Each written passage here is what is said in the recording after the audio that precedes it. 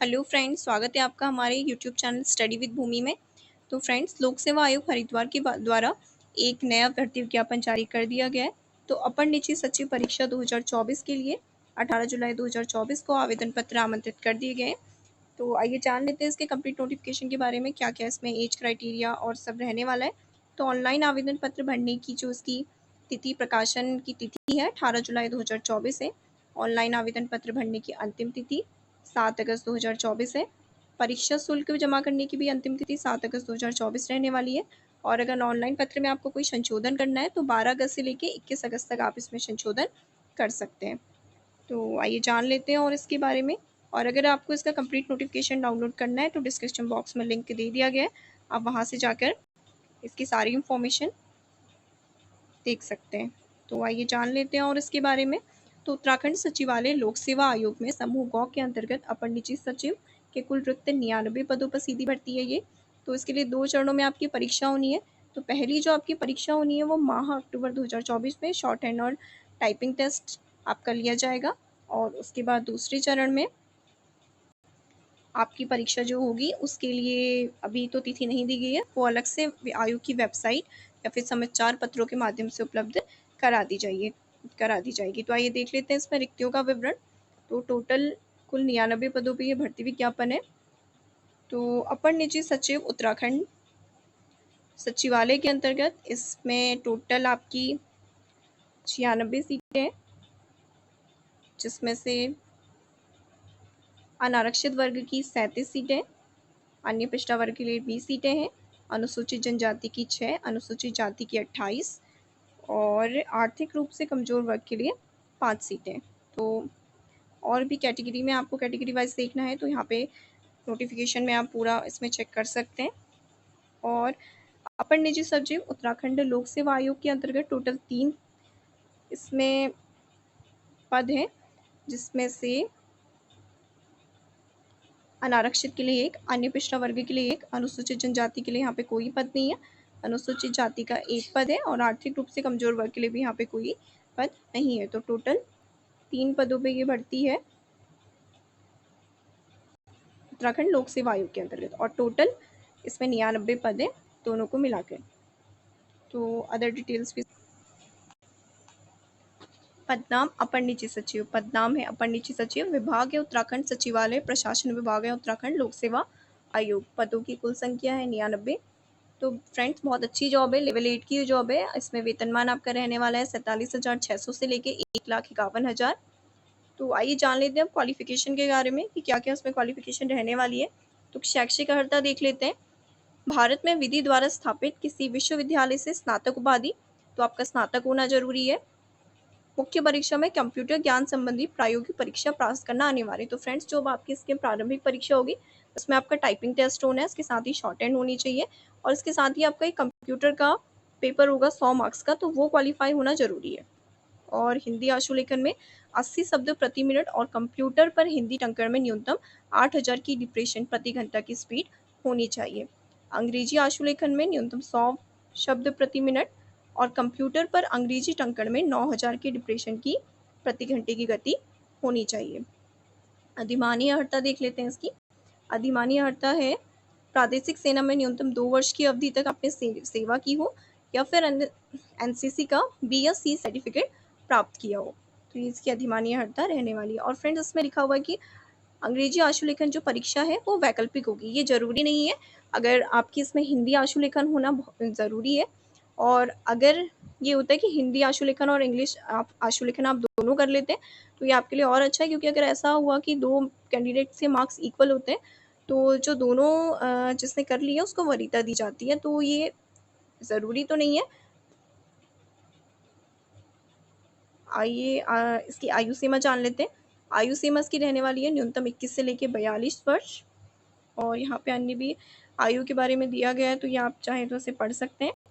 आयु सीमा में छूट इसमें आपकी, जैसा कि आपको पता है कि SC/ST के लिए इसमें 5 वर्ष की छूट, स्वतंत्रता संग्राम सेनानी के लिए भी इसमें 5 वर्ष की छूट अनुमन्य है और दिव्यांगजन के लिए इसमें 10 वर्ष की छूट है। अनिवार्य वांछनीय अर्हता के अंतर्गत उत्तराखंड लोक सेवा आयोग की परिधि के अंतर्गत समूह ग के पदों पे सीधी भर्ती के लिए अनिवार्य अर्हता।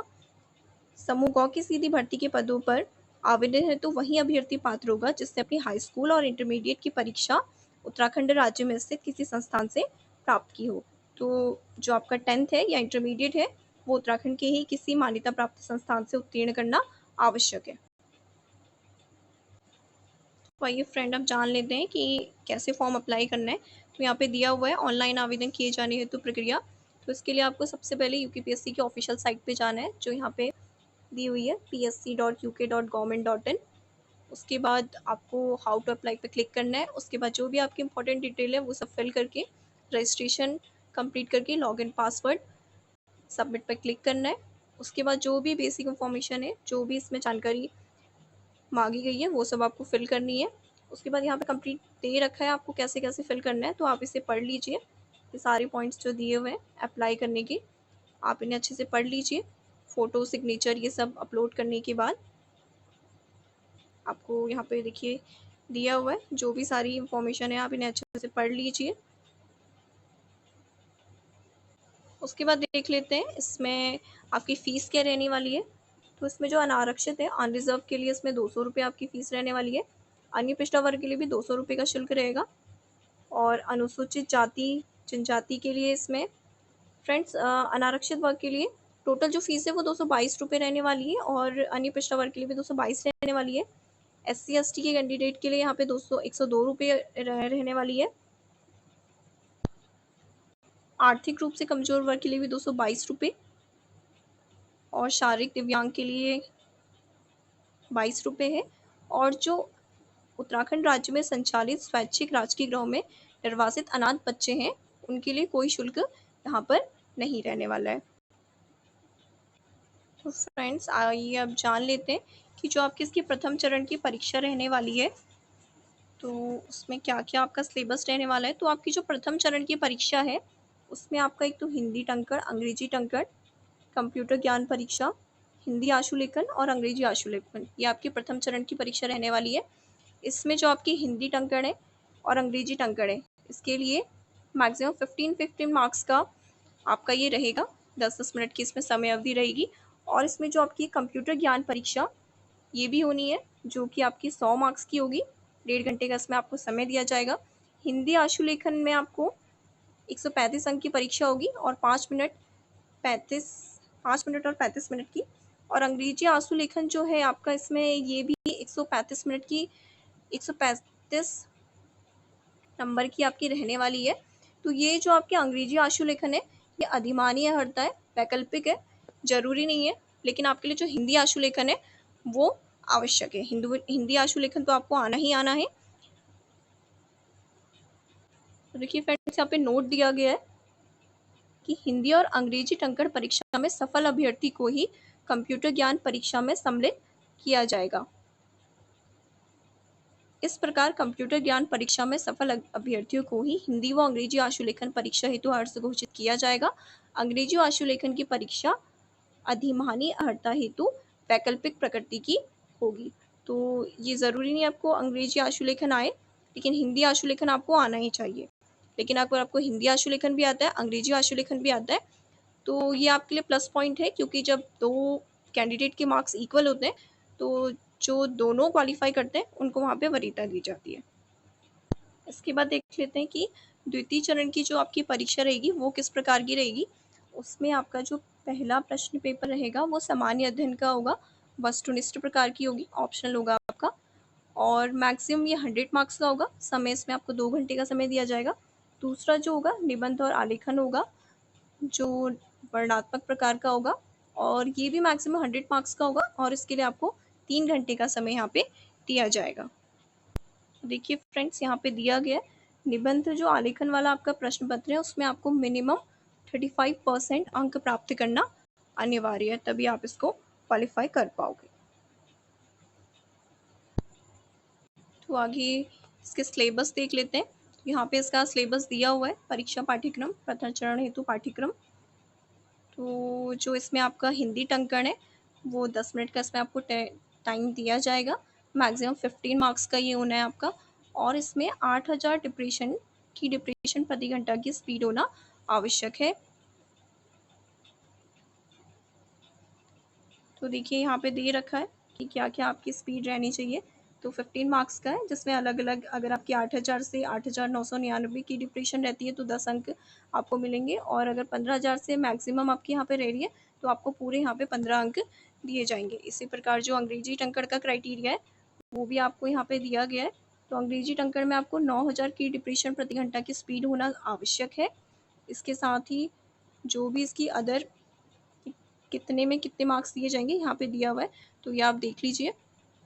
अगर 16500 से अधिक है तो इसमें आपको पूरे 15 अंक दिए जाएंगे, और 9000 से 10499 के बीच अगर आपकी रहती है तो यहाँ पे आपको 10 अंक मिलेंगे, और 16500 से ज़्यादा रहने पर पूरे आपको 15 मार्क्स यहाँ पे दिए जाएंगे। उसके बाद कंप्यूटर ज्ञान परीक्षा जो आपकी 100 नंबर की होनी है, तो उसका भी पूरा यहाँ पे सिलेबस दिया गया है। आप इसे वीडियो को पॉज करके अच्छे से ये सिलेबस देख लीजिए। हिंदी आशुलेखन की आपकी परीक्षा 135 अंकों की होनी है, तो इसमें 5 मिनट और 35 मिनट का यहाँ पे समय दिया जाएगा। तो इसके लिए जो है आपकी 80 शब्द प्रति मिनट की गति होना यहाँ पे आवश्यक है।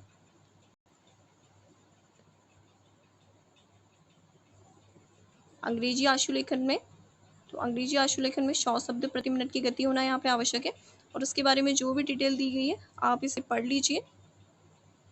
यहाँ पे नोट दिया गया है, नोट पढ़ लेते हैं। हिंदी और अंग्रेजी टंकण परीक्षा में सफल अभ्यर्थियों को ही कंप्यूटर परीक्षा में सम्मिलित किया जाएगा। तो फ्रेंड, जो हिंदी और अंग्रेजी टाइपिंग टेस्ट पास करेंगे केवल वही अभ्यर्थी कंप्यूटर ज्ञान परीक्षा में सम्मिलित किया जाएगा। अदरवाइज आप कंप्यूटर जो परीक्षा होनी है 100 नंबर की, वो आप उसमें, वरना आपको चांस नहीं दिया जाएगा। अगर आप हिंदी और अंग्रेजी टंकण क्लियर करते हैं उसके बाद ही आप कंप्यूटर ज्ञान परीक्षा दे सकते हैं। आगे इस पर लिखा हुआ है, इसी प्रकार कंप्यूटर ज्ञान परीक्षा में सफल अभ्यर्थियों को ही हिंदी व अंग्रेजी आशुलेखन परीक्षा हेतु अर्हता घोषित किया जाएगा। अंग्रेजी आशुलेखन की परीक्षा अधिमानी, और जो आपका इंग्लिश शॉर्ट हैंड है वो आपकी अधिमानी अर्हता केवल वैकल्पिक प्रकृति की होगी। तो ये आपके लिए ज़रूरी नहीं है, ये एक आपकी अधिमानी अर्हता होगी।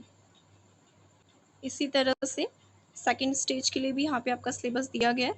तो सामान्य अध्ययन का 100 नंबर का आपका प्रश्न पेपर रहने वाला है, 2 घंटे का जो रहने वाला है। तो उसका जो भी सिलेबस है यहाँ पे सारा दिया गया है, तो आप इसे अच्छे से पढ़ लीजिए। इसके बाद आपका निबंध और आलेखन का दूसरा पेपर होना है, जो 100 मार्क्स का होना है। इसके लिए 3 घंटे का आपको समय दिया जाएगा। तो इसका भी यहाँ पे सारा सिलेबस दिया गया है, आप इसे अच्छे से पढ़ लीजिए। तो फ्रेंड, जिन्हें भी हिंदी शॉर्ट हैंड और इंग्लिश शॉर्ट हैंड जिन्हें आता है, तो उनके लिए एक बहुत ही अच्छी वैकेंसी ये है। काफ़ी टाइम बाद ये वैकेंसी आई हुई है। तो जो भी, जिन्हें भी शॉर्ट हैंड का अच्छा ज्ञान है, तो वो इस फॉर्म को अप्लाई ज़रूर करें और अपनी तैयारी अच्छे से करते रहें। तो ये इसका कंप्लीट नोटिफिकेशन था, और अगर आपको इसके बारे में और भी कुछ इन्फॉर्मेशन आपको चाहिए, या कुछ आप कुछ जानना चाहते हैं और कुछ आपकी क्वेरी है, तो आप कमेंट बॉक्स में हमसे क्वेश्चन कर सकते हैं। तो फ्रेंड्स, यहाँ तक हमारे साथ वीडियो में बने रहने के लिए आप सभी का बहुत बहुत धन्यवाद। हम ऐसी ही इन्फॉर्मेशन आगे भी आपके लिए लाते रहेंगे। अगर आप हमारे चैनल पर नए हैं तो हमारे चैनल को सब्सक्राइब करना ना भूलें। Thanks for watching.